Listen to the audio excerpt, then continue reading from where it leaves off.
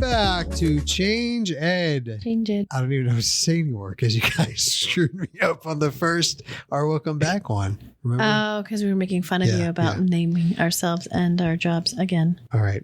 This is the top rated education podcast in all of North Carolina and Pennsylvania. It's very specific this time. I am your host, Andrew Kuhn, education consultant from Montgomery County Intermediate Unit. Here with me is Patrice Semichek, also out of the Montgomery County Intermediate Unit. I like how you intentionally skipped your job title, but I was doing that because we are in the presence of another education consultant. But not from the Montgomery County Intermediate Unit. Not even from Pennsylvania. That's why our viewership has gone up so high, skyrocketed in North Carolina. We have with us Dr. Brian Housand. Welcome, sir. Thank you so much. Yes, I also fall into that category of educational consultant, as well as being the program coordinator of the academically or intellectually gifted program here at the University of North Carolina, Wilmington. Oh, fun. And is that a branch or is it a totally separate university? Forgive mine. Oh, it's, things in North Carolina sometimes are complicated. So UNCW is part of the UNC system. So there's probably 20 different universities that are part of that.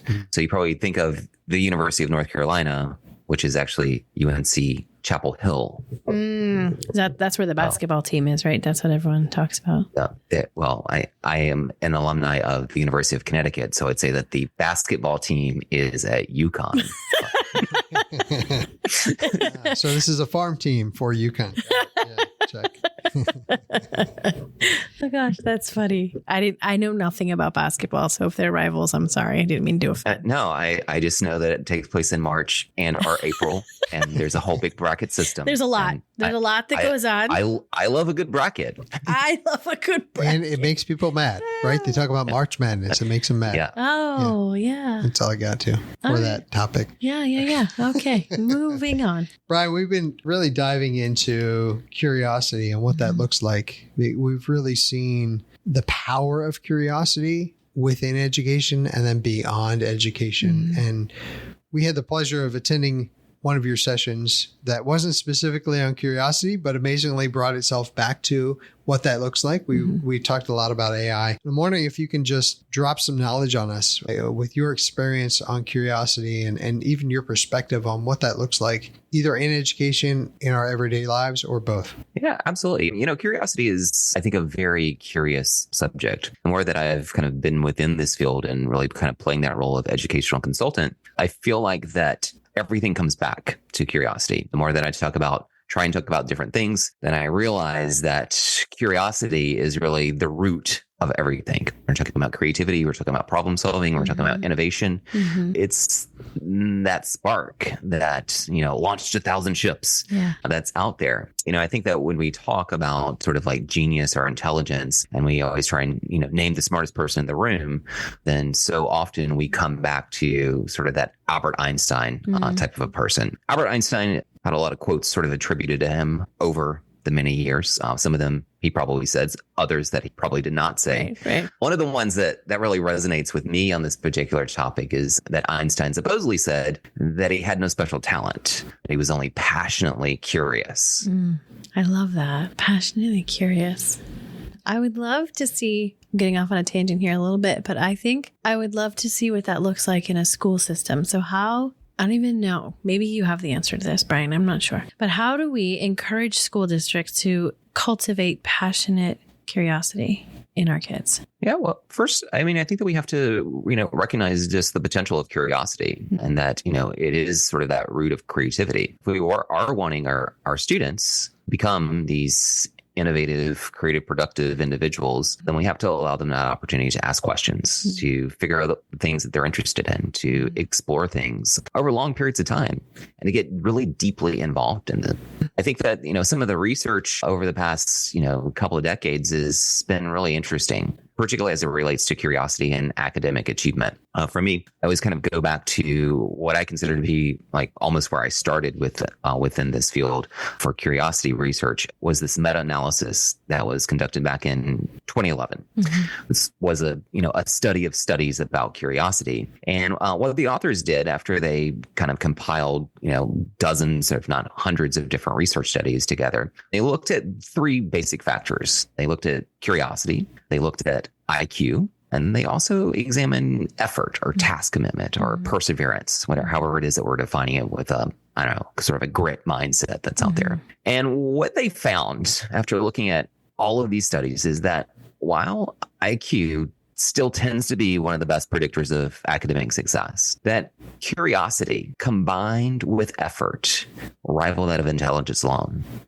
And they suggested that having a hungry mind or a curious mind might be this previously underestimated factor related to student success in schools. That's interesting. I'm curious to read that because I think that's really interesting and the impact of that and the impact if kids could know that. If kids could know that if they were curious and had resilience or grit or whatever. I feel like sometimes we get stuck in this cycle where kids feel like I'm not the smartest person in the room, so I can't answer this question or anything like that. I think we've put a lot of pressure on kids to feel intelligent, to act intelligent, to get the right answer. And so if they could know that being curious and continuing to be resilient could make them more successful than someone who just knows the right answers. I feel like a lot more kids, like I'm thinking of my son, Micah, right? He's really intelligent. He doesn't feel like he is all the time because he also has a learning difference. So if he, and I'm going to read this so I can talk to him about it, but I think that if he knew that if he continued to stay creative, because he's super creative, like you should hear him or see him building in he's got these worlds that he builds in his MetaQuest. So he's building AI worlds all the time. And he said to me the other day, he's like, Mom, if I could do this for school, he's like, imagine if I was like 20 and I could build these professionally. I was like, yeah, bud, like you totally could. You're already building it. So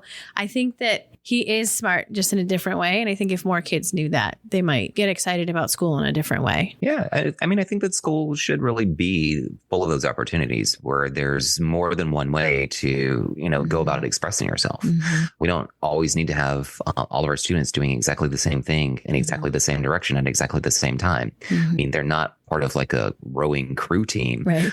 I mean, that works within that sort of realm, but we need really to develop a wide range of skills within all of our students and really, again, helping them realize that, hey, there's going to be something that I'm really good at that you are not necessarily good at. Right. And we can really work together in order to collaborate on these projects. Like you don't have to be good at all of the things. You can really specialize in this one thing, however niche it might seem at that particular moment in time. But you're going to need to find that thing that you're going to be excellent at. And also the thing that you really love to do. We want both of those things, not just the things that you're good at that you don't like, but the things that you love and are good at. Now, are there ways to measure curiosity? Is this like a potential energy and we can kind of measure that? Or is that one of the reasons why, because it is so hard to measure that, it's not one of these factors, right? We hold IQ higher because we have kind of a process to actually get to a finite spot. It's an interesting question. I mean, certainly there's a number of kind of curiosity surveys that are out there, finding out how you're curious or in what ways you might be curious. I think that one of the potential issues with looking at things like that is really trying to define what curiosity is. Certainly there are people that are far more steeped in that research than I am, who've really devoted that academic portion of their careers to finding that out. And like most things, I think within academic world, there's a lot of debate and discussion. The more that we find out things, the more that we're curious about things, the more that we dig deeper into those things. And it's going to be constantly be evolving as to what curiosity might look like. I think it also probably is going to vary over time and place, and it's going to look different in different people at different times in certain circumstances. To kind of paraphrase or just totally steal an idea from Joe Renzulli, talks about that same type of phrasing as it refers to giftedness. One of the things we've really focused on is student engagement. Can we engage our students further? I guess my question is that different than curiosity, engaging our students? If so, how is it different?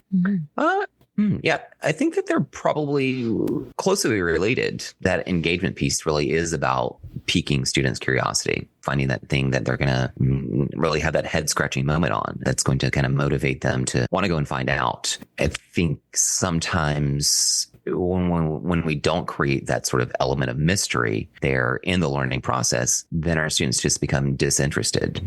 They don't want to go on and find out what the next thing is. Yeah. If you do that enough times, they, I think, don't develop those curiosity muscles. So they really begin to atrophy. They're thinking like, gosh, if I just wait even 10 seconds, then they're just going to tell me what the answer is. Mm-hmm. And we, I think, need more opportunities to kind of be stuck in that struggle of like not necessarily knowing or just having enough information, but really wanting to know more. Yep. Like you want to go on to that next thing. And if we don't set up learning opportunities like that to really build that mystery of learning, then I think that we're in a lot of ways just kind of robbing our students of that opportunity to learn to love that moment of not knowing.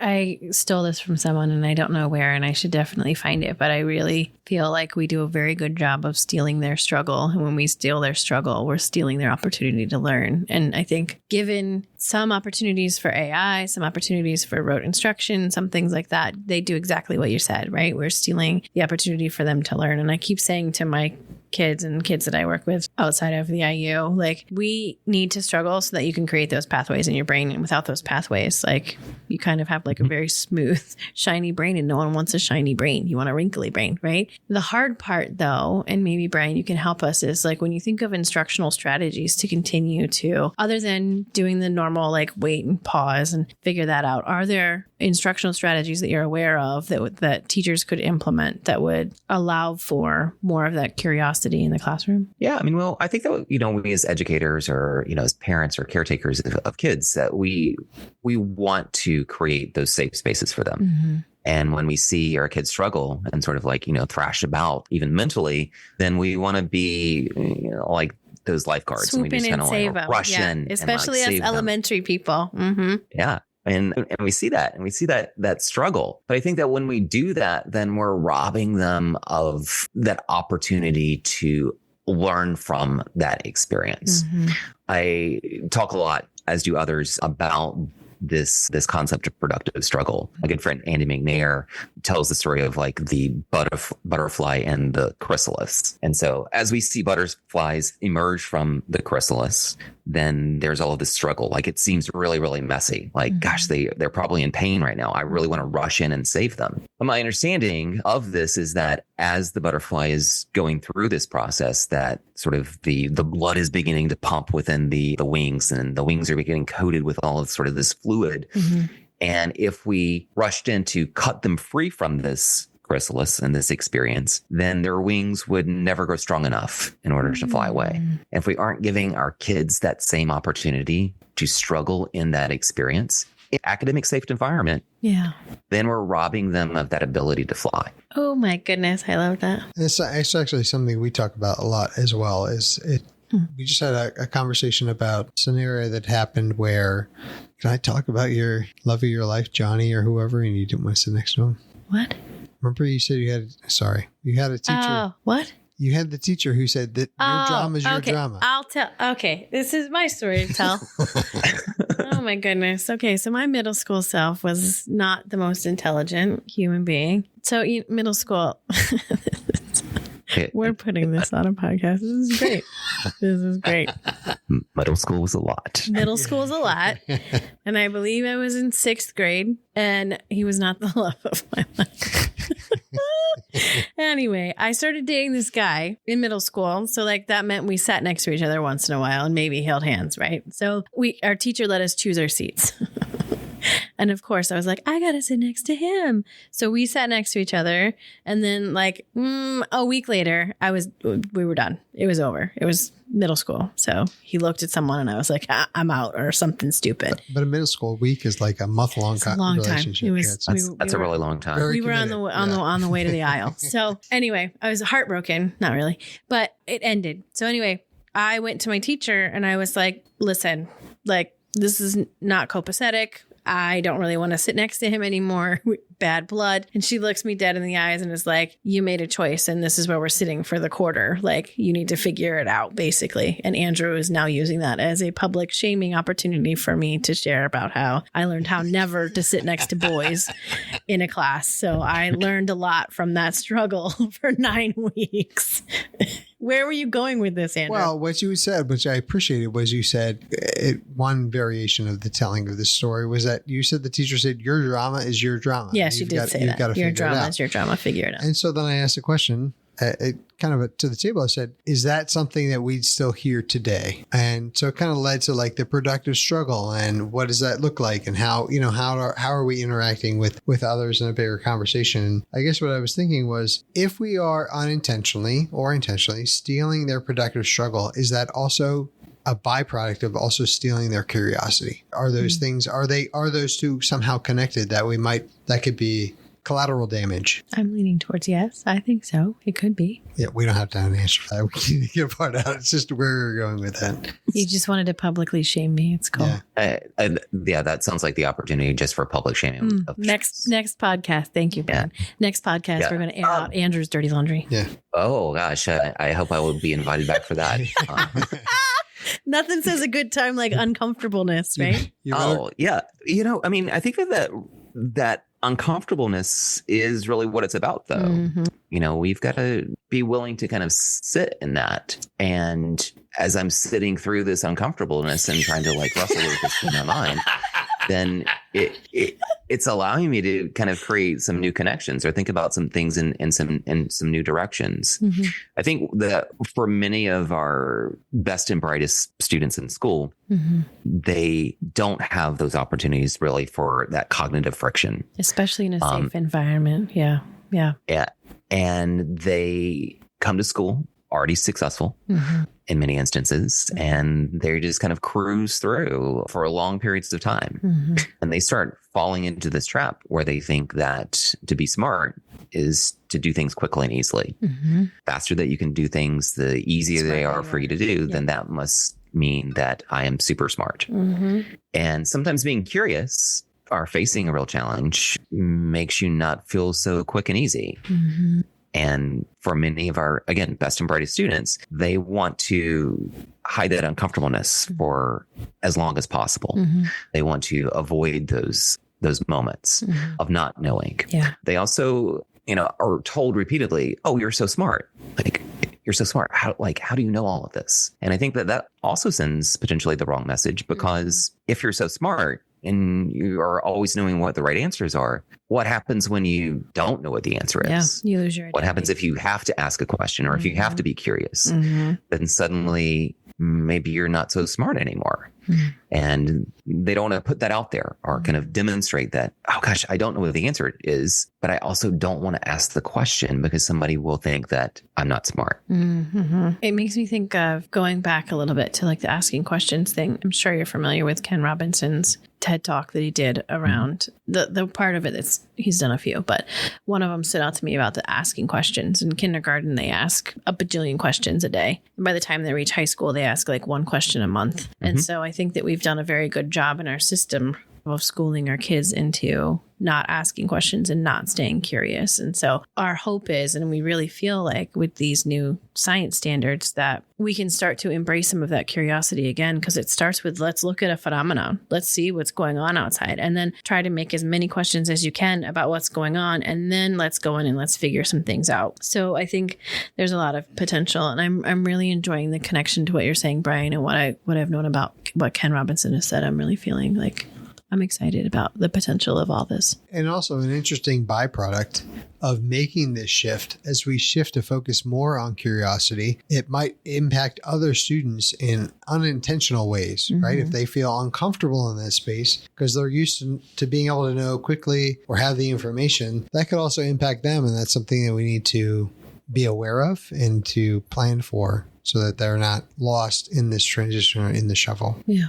I totally agree. Yeah. And I think that when we open up those opportunities, then it gives more students the possibility to demonstrate this level of curiosity. Mm-hmm. Thank you for coming on, Brian. We really appreciate you giving us the time We're and very fortunate you came on. sharing your twice. knowledge, your education, your experience with us. It means a lot. And we look forward to furthering the conversation of curiosity, not only in the entire nation, because honestly, change ed is everywhere, but just continuing it in education itself. So again, thank you. Thank you to all listeners for tuning in and listening.